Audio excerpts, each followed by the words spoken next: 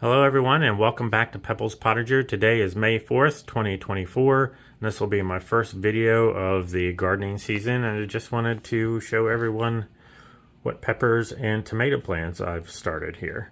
And up top here I have all the peppers I started. I started these about the second week of April. Some of them were a little slow to germinate, so they're still a little, some of these habaneros are a little small, but they're getting up there. This is the Helios habanero. It is a hybrid, which is supposed to be more productive than a regular habanero plant. And then beside that, I have the red night pepper, which is a sweet pepper, and the sweet sunrise pepper, which is also sweet, but is a yellow pepper. And then beside that, my favorite, the variegated confetti pepper, which is a snack size sweet pepper. And all the way down here on the end is the Islander pepper, which is a purple sweet pepper. I've grown this one many times. Matter of fact, most of these I have grown at least once, with the exception of the Helios habanero. It's the first time I've grown those. And then below that I have my tomato plants. The 4th of July tomato plant here on the end, that is a 4-ounce tomato. And it's a very productive tomato plant. I've grown those many times.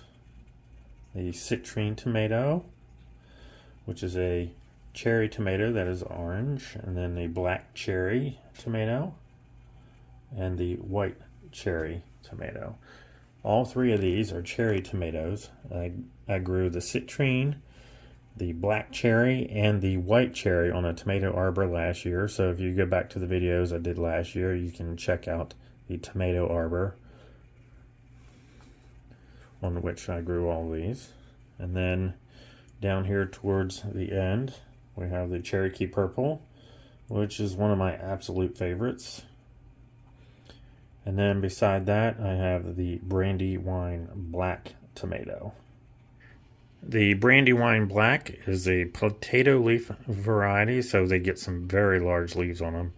The Brandywines are the ones I really look forward to growing, because I like how big the leaves get on those as compared to the other tomato plants. But all the tomato plants are looking great. They are about outgrown their seed cells here, so probably tomorrow I will be transplanting a lot of these tomato plants into some larger pots, probably some 6-inch pots, because that's what I like to use. And probably transplanting some of the pepper plants as well to larger pots. I'll usually transplant the peppers to larger 3-inch pots. And that's all I have for now. If you enjoyed the video, please give it a thumbs up.